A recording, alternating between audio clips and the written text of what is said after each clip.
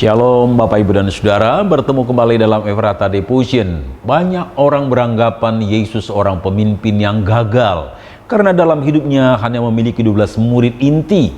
Satu mengkhianati dia, umurnya hanya 33 tahun, matinya mengenaskan di atas salib, tempat mati orang terhukum. Beda dengan pemimpin-pemimpin agama lain, memiliki banyak pengikut, tidak ada pengikut yang berkhianat, mereka mati secara alami. Bila kisah Yesus berhenti di kematian, maka kita bisa berkata dia pemimpin yang gagal. Gagal mengkader murid sehingga ada yang menjual dia.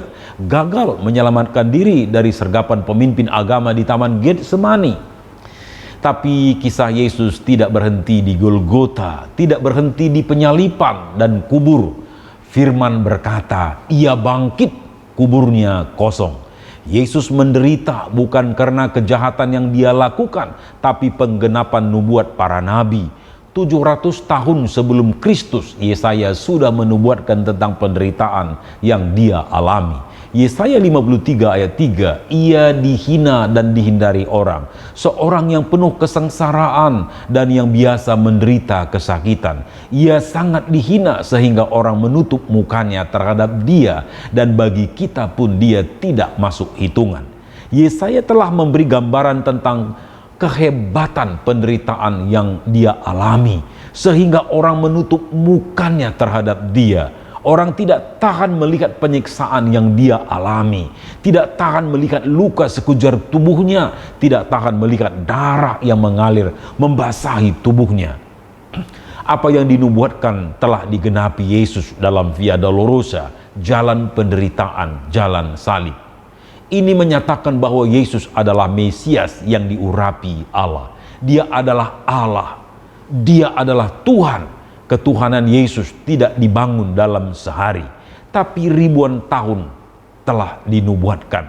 Bukti ketuhanan Yesus dinyatakan ketika dia mencelikkan mata orang buta, membangkitkan orang lumpuh, menghardik topan yang ganas sehingga danau pun tenang, membebaskan orang yang kerasukan setan. Dia membangkitkan Lazarus yang telah 4 hari dimakamkan. Siapakah manusia yang berkuasa menyembuhkan sakit penyakit, menaklukkan badai, menghardik roh-roh jahat, membangkitkan orang mati, kalau bukan Tuhan? Bukti lain yang menyatakan dia Tuhan adalah dia bangkit dari antara orang mati.